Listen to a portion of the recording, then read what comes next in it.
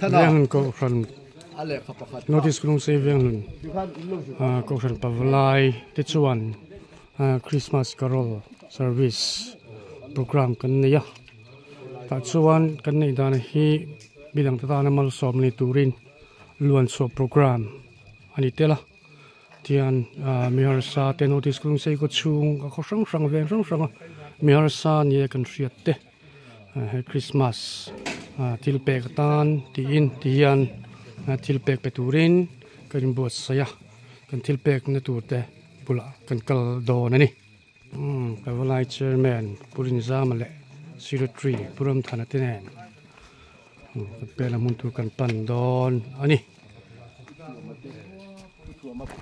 tin kan kal chawa tur kan kal na hi veng thara dia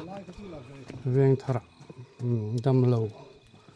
nan ki khan tak mai tok ne na te tian thil pel turin peturin kan kal chome ani he kan kal namun tu kan thleng ta lu si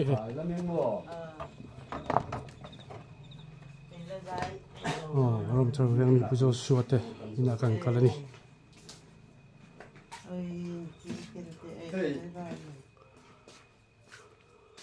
veng hun papalai tin Carol kan neya chuta chuan kan member pui pujo sual mama dam lo na ten to bok ne ti hian cheng sang khatin kan han dan pui ve do na ni thian in mal som ro se lim takin in lo mang don nia maste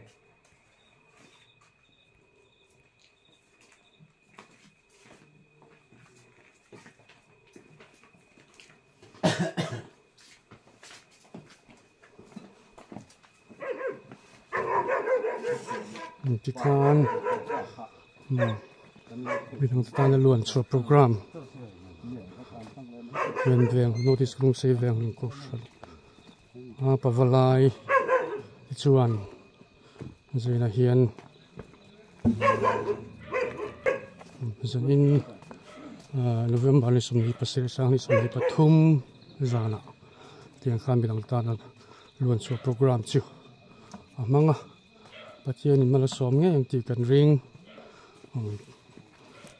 kan se thai tam na se ngai thatu te zong po lo en tu every day lo en tu te zong po pathian in mal som vek cheu se la ti hi kan du tu sa ma ya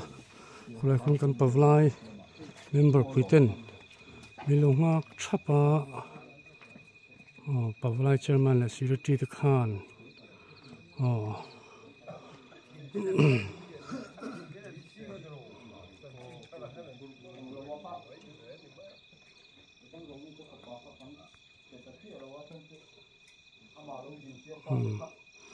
chairman secretary the khan ting hian ting khan lo tilpek an pe an ni pavlai member te kan shoi tu chen ka ten lai mi lo nga kani azum kan program lo ni phot mai te si mangtha vek ule